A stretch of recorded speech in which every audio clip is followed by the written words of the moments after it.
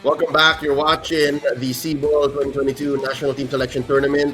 We are in the middle of a best of five series between RSG Philippines and ONIC PH. Ayun, likod ng apo pala si Leo. Sama nandito si Wolf, and we are going into game number 2. Lamang ang ONIC 1-0, and we played a very long game, Wolf. 22 minutes, 30 seconds. Mauulit kaya yun? Tingin mo ba RSG is going to try something like that again? Ipipilit mo din yung Fanny? I think natural sa kanila na kumuha ng late game heroes from the side lane. I think it's very natural na makakuha tayo ng assassins. Mauulit lang ang Fanny, Leo, if I were to guess here para sa RSG kung walang mga heroes like Akai, for example. And maybe what's gonna happen here is baka sila na mag-prioritize ng first pick. If they do get the first pick, sila yung kukuha ng unang assassin. I was very curious kasi open naman ang Hayabusa and other heroes, but they still opted to go for the Fanny. At ang malaking question mark sa akin dito is kinuha nila yung Fanny in the third pick or in the first phase. Na hindi naman sila, technically speaking, they don't have the advantage there kasi pwede siyang i-counter agad as we saw in that match na itong Akai ay malaking problema for that Fanny. I'll agree with you. Actually, that's why I asked the question is because either way, kung red side ka or blue side, specifically kanina, nasa red side sila, and we mentioned, hindi ka advantageous pag ginawa mo yung gano'ng kaaga. To play the Fanny though, currently in the metagame, I agree, meron na siyang hulog, gana na siya, pero it seems like there's so much to set up. You know, parang dapat you walk into it, like you just set it up na parang, uy, tinan mo, second phase na tapos wala pa kaming jungler, maybe. Pero ang hirap niyang ipilit, ang mahal, ang expensive yan, dahil mo kailangan gawin. So yeah, you're right. Maybe if RSG does go ahead and say, sige, blue kami, first pick, Lance. First pick, Pakito, Ling. I don't know, like something that Demon Kai is comfortable on. Yep, first pick Pakito, I think yung isa sa mga bread and butter ng side ng RSG. But knowing Mr. Denver Miranda, hindi niya hayaan yun. Itong mga coaches natin, Brian, exactly how the coach operates, right? Kilala, tagal nila naglalaban, nagbabakbakan, I would say, since season 7. So, maybe more than a year between these two coaches. So, alam nila yung mapaandar ng isa't isa. Yep, and we're about to find out.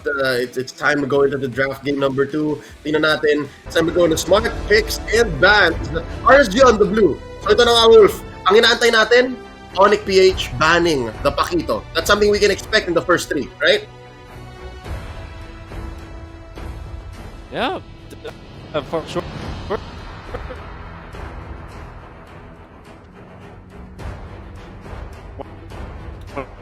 Pakito as well as the United. I feel like they'll save it for the later last 2 picks or last 2 bans. Ano na yung ban? Yeah. So, Pakito. Oh, that's wow, okay.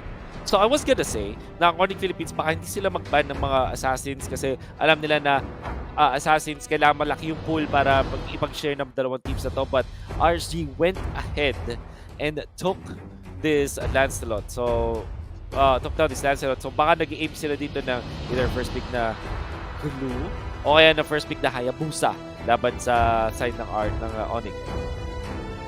Yeah, that's also a very solid game plan. Again, compromise mo yung mga lanes or mga parte ng mapa. Again, hatred. You can kind of force hatred to play something he's not comfortable with. We'll see. Urain was taken out here by ONIC. One more ban from RSG. One more from ONIC before we go to the picks. Again, nandyan pa rin yung notorious Pakito. Yung Karanto Pakito.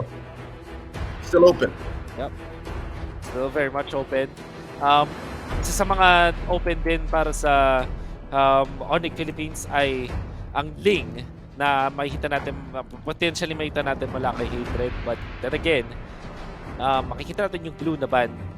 For ONIC, I think it's Pakito, o yun na nga, Pakito talaga ang kanilang kukunin sa ngayon.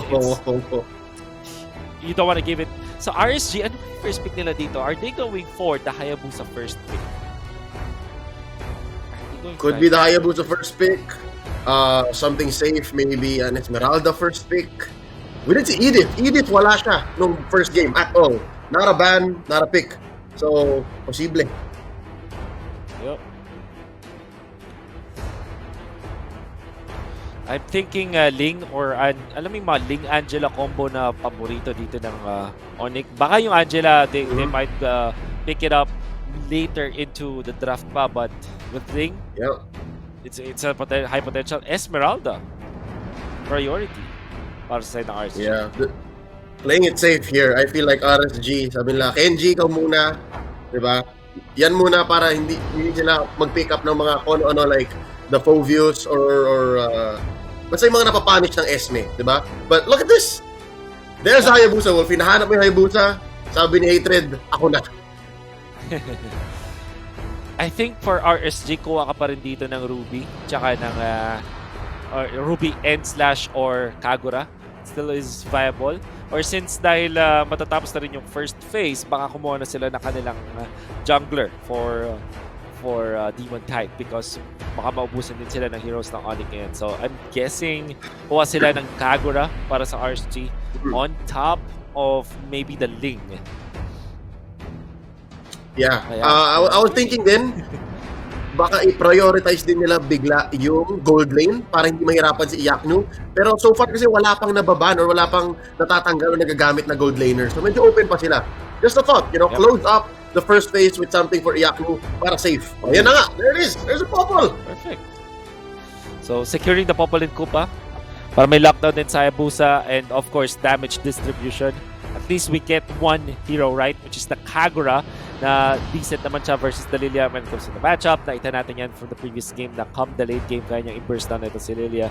At in a way, kaya niya rin ipanggulat itong Hayabusa. So now, since merong popol in Kupa, para si dito sa side ng ONIC, okay, this straight up go for the Clint. Bigay pa rin kay Super Marky itong Clint niya. Baka gawing 50-50 ang matchup na to in the side lane, in the gold lane most particularly. Yep. We are going into the second phase here, banning out the Fanny and the Yuzhong. Yuzhong versus Esmeralda is an okay matchup, I think, pero tinatanggalan nila si Dilar. So what's left for Dilar here, Wolf? Is it gonna be the Tams?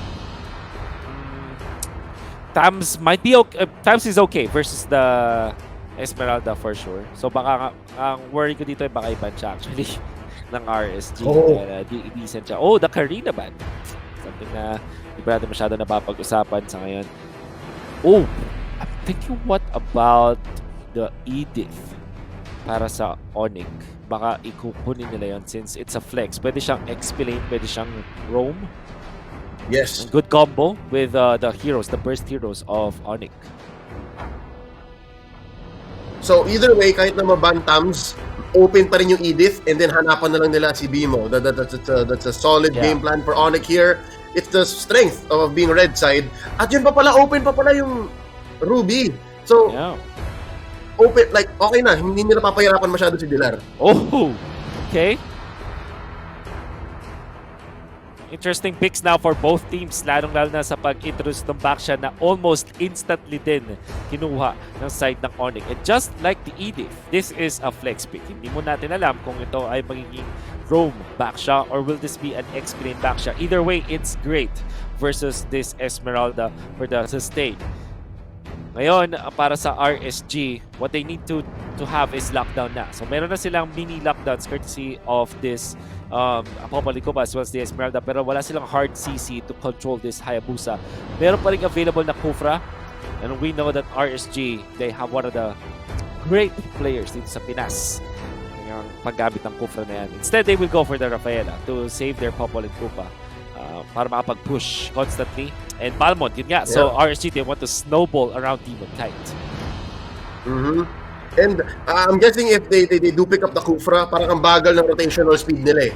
Talagang mauunahan sila ng ONIC and magiging full-on banana split yon. Mahirapan yung RSG, like they will have zero control on the map. So yeah, I like it. It's a good direction. As you mentioned, Wolf, they're gonna snowball around Balmont, they're gonna snowball around Caranto, and then just find and pick off where they can. So, ibig sabihin nun, sa game na to, mas maganda naman siguro yung buhay ni Iakno. It's much easier for Manaog. Yep, especially dun sa kanyang backup with Rafaela. Tapos meron kang Balmond na pwedeng umikot dun sa linya. Which kind of means kailangan ng counter-engage. Yeah, that is your counter-engage for ONIC Philippines. Matilda, also good when it comes to protection against his teammate, against his, para sa kanyang mga teammates. So, I would dare say na parang nagkaroon ng flip of the switch dito. Now, RSG, they want to push hard. They want to go for the death ball.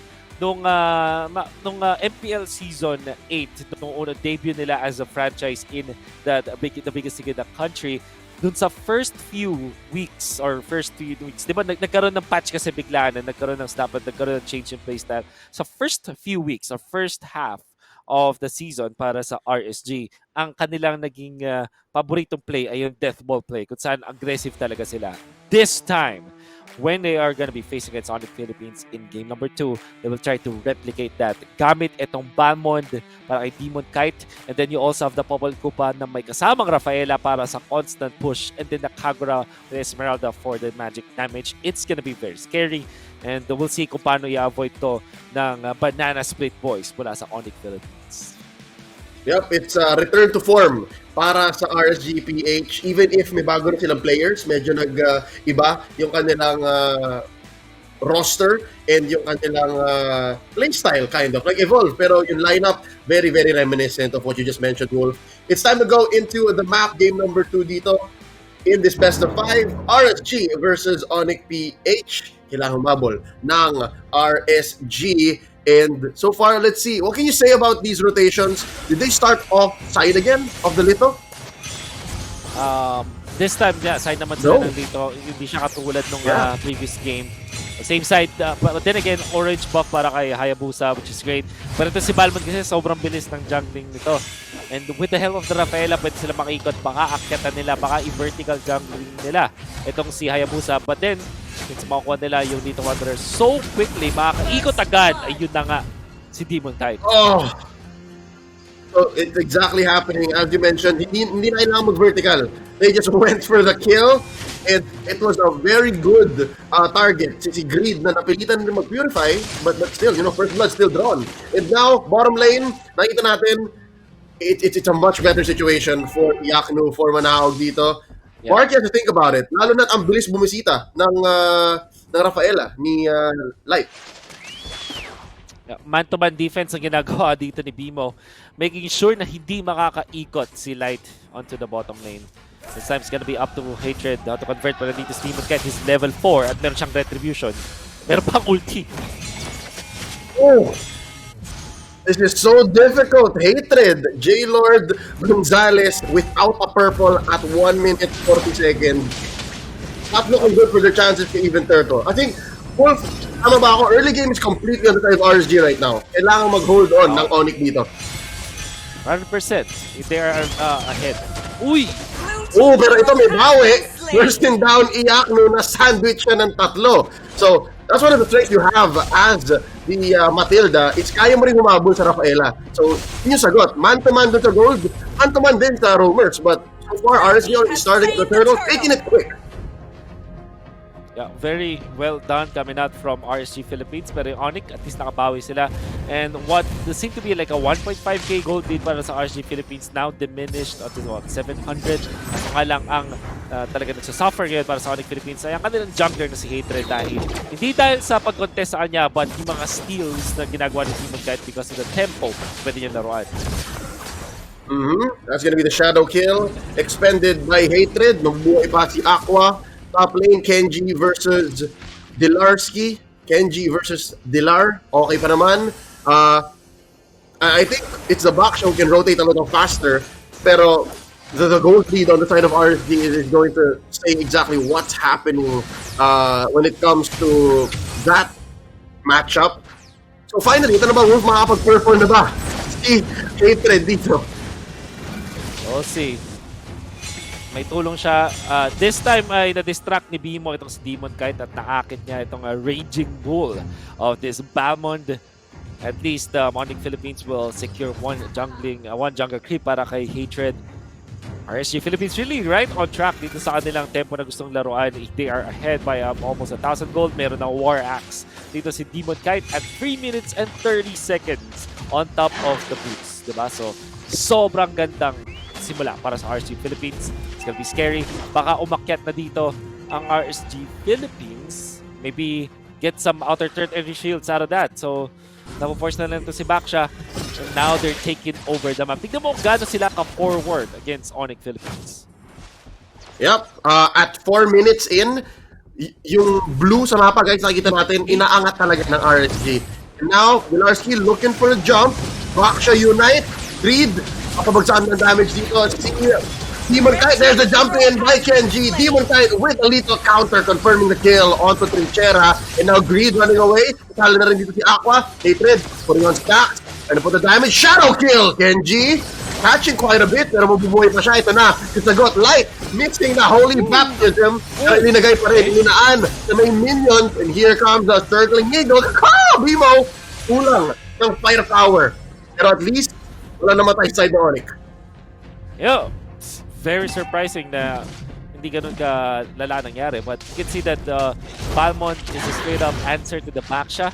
Kasi yung sustain na hinahanap mo sa Baksha, hindi niya magawa because of that ultimate lethal counter against that Baksha. But ONIC Philippines surprisingly gets the turtle after the trade. Kasi parang napaspend yung RSG Philippines sa top lane at ngayon si Hatred is at level 7 only against the level 9 Balmond.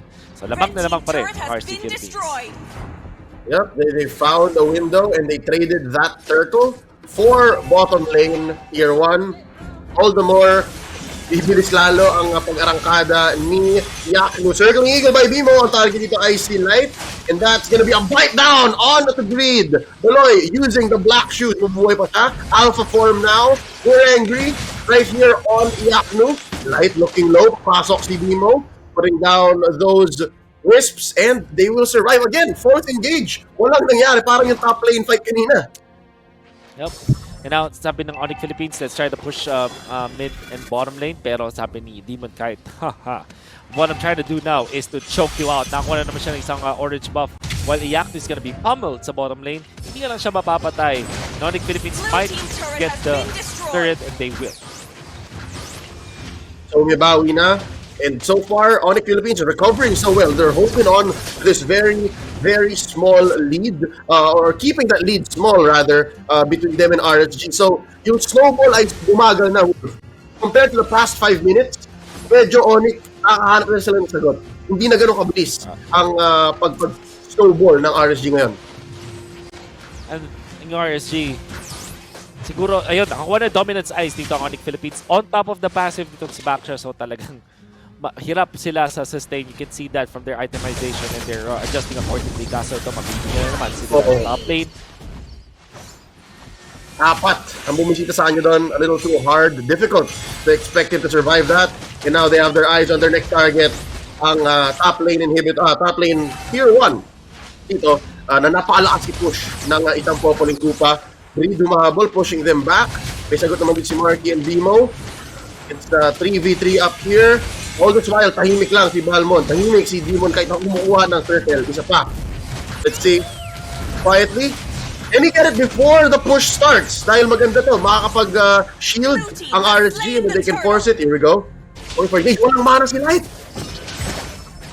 But then again, I think, look at Demon kahit nakakakuha lang ng kanyang turtle tapos nakakuha pa ng opposing purple. So, very well done.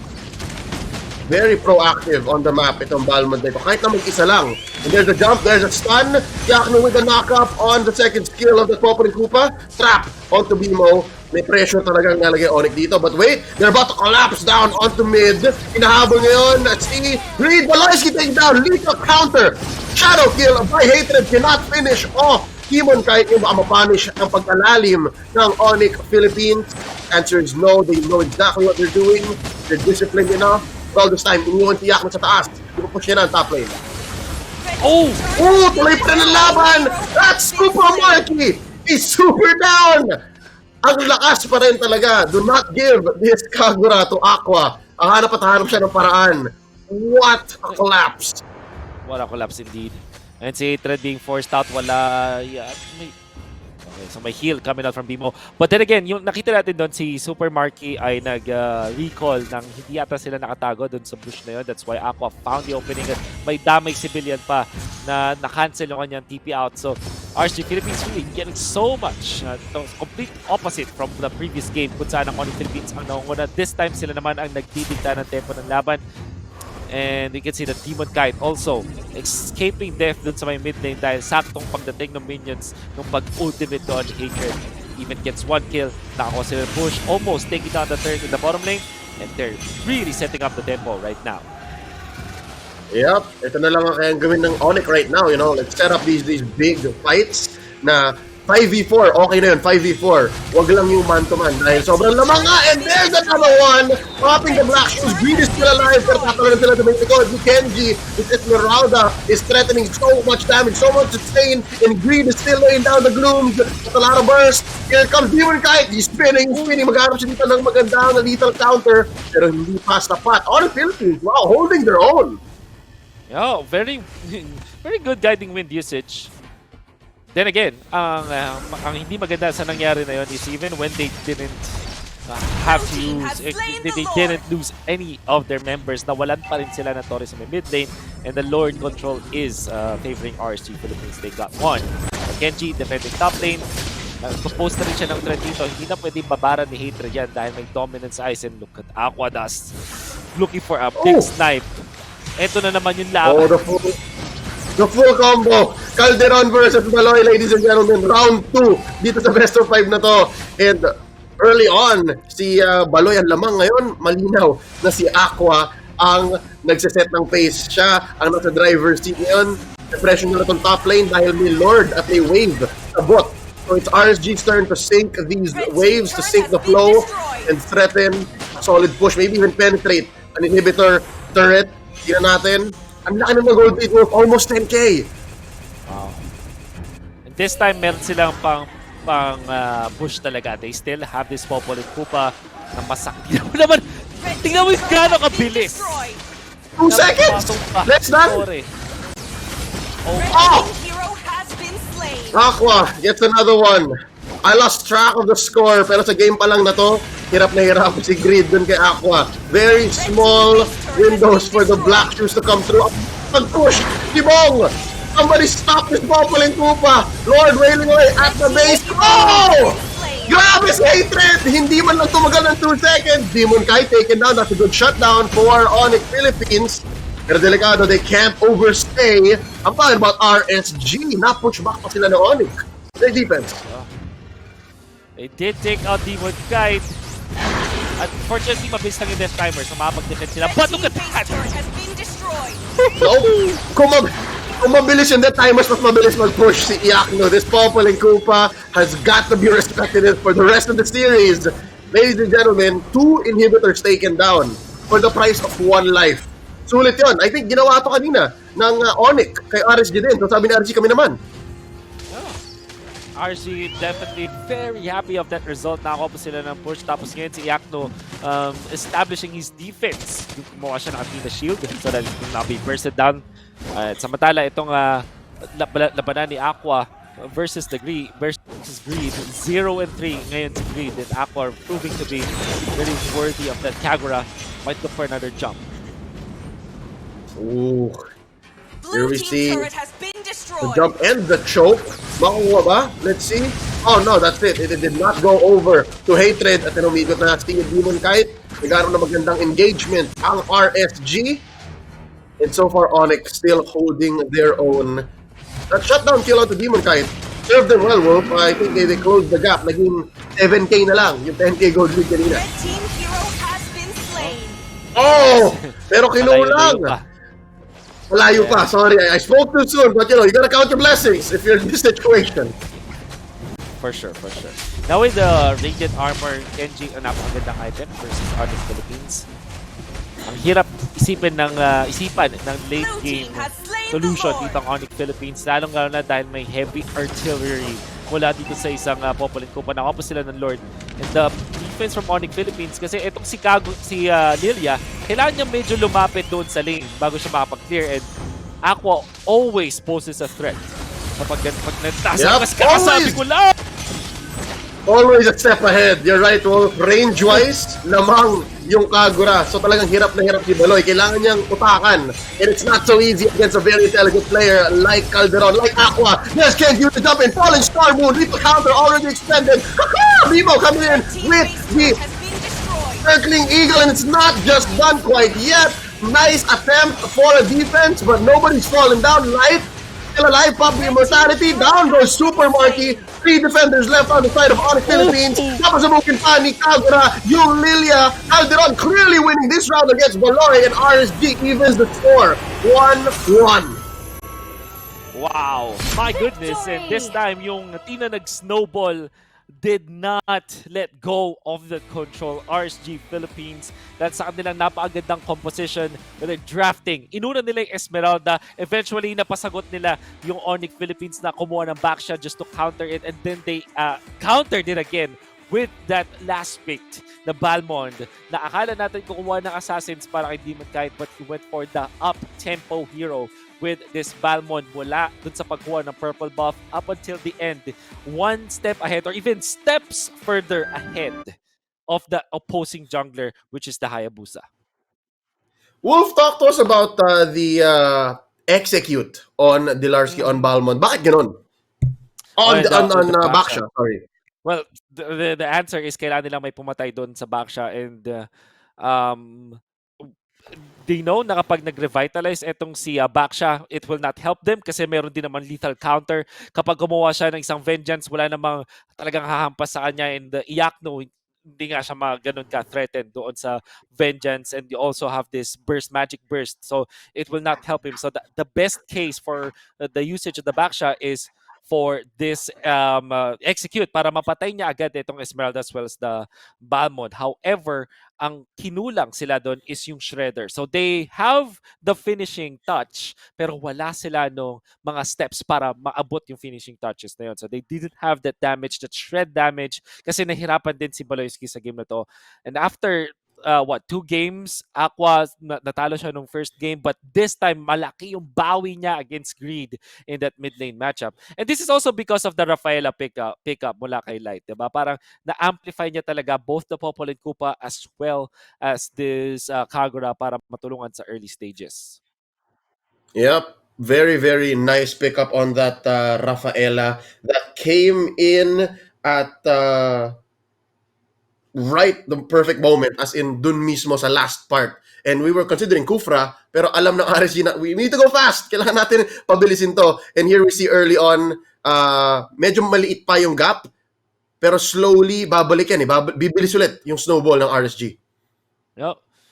Magte-trade yung RSG din kasi sometimes they give up a kill para sa isang turret and isang turtle. So 2 objectives in exchange for 1 hero kill, and you're gonna be very happy with the trade. In ONIC Philippines, hindi rin sila masyado nakaporma kasi kahit pa sabihin natin nakakuha sila ng mga tore ngayon, hindi pa rin nila na-solve yung gap between Hatred as well as Demon Kite. Not because of the players, but because of the heroes, diba? Yung natural matchup nito will really favor RSG Philippines dahil mabilis mag-take ng jungle creeps. Ito si Demon Kite. Because of the buffs, di ba? Parang may change dati na yung retribution holder kapag ikaw ay non-marksman, twice the damage na dependent doon sa HP mo. So much on damage overload talaga when it comes to objectives and the jungle creeps on the side of RSG Philippines. No match talaga isang Hayabusa dyan. Not to mention the simpler things like the fact na dalawa ang retry ng isang Balmond. So ang hirap kalabanin yan. Right. And the fact na Hayabusa si Hatred at dalawa yung target niya in Iakno. Nagahati yung aso tsaka yung hero doon sa shadow kill. So again, it's very difficult to be J-Lord in this game. So as you can see, 8 minutes pa lang to. We finished at about 14 minutes. 14 minutes. So bawing-bawi yung mahabang laro kanina. RSG ngayon, specifically Aqua, kumukulo na siya, nag-init na siya, Wolf. Ayun, si Down Marky. Yeah. Aqua has been phenomenal in this game. I would say my second MVP after this Demon Kite Balmond, itong si Aqua. Kasi ganda ng mga jump niya. Always, kung hindi man niya ma-burst down at makuha yung kill kay Greed, na-force niya yung Black Shoes, which is almost a kill na rin if you think about it. Kasi hindi ma-abuse ni Greed yung kanyang mga gloom, 'di ba? And the damage output will not be there. And every time that Demon Kites comes to the fray, yung ONIC Philippines napapaback talaga sila kasi hindi nila kayang i-match yung tempo na yun. And even with this backshot, anti-sustain, meron din siyang dominance ice, not enough pa rin kasi ang bilis talaga ng tempo ng RSG Philippines. Just saying na pigilan mo yung region ng isang backshot, the rest will follow. They have the damage overload mula kay Iakno na maganda yung lane against the Clint. They have this Aqua na maganda yung tempo. And then Kenji going for the items na talagang nagme-make sense against ONIC Philippines. Like the Radiant Armor pickup eventually after the Dominance Ice na hindi na talaga nakakuha ng damage output. Wala ng shredder ang ONIC Philippines. Impressive showcase by these two teams. Again, they're the RSG and the ONIC PH that we know and love from the previous season of the MPL. Patikim pa lang to because possibly one of them is going to start representing the country as members of SIBOL. Ladies and gentlemen, we're at 1-1. Medyo mahaba pang series na ito. Again, it's an upper bracket best of 5 round here in the National Selection Tournament. For Mobile Legends Bang Bang. We're gonna go into a quick break. Sa aming pagbabalik, we're gonna go into Game 3. One of these teams are gonna go on match. Sa inyong likod, ako nga po pala sa Leo. Tama lang dito si Wolf. Kami ang The Animals. Kami ang pagbabalik.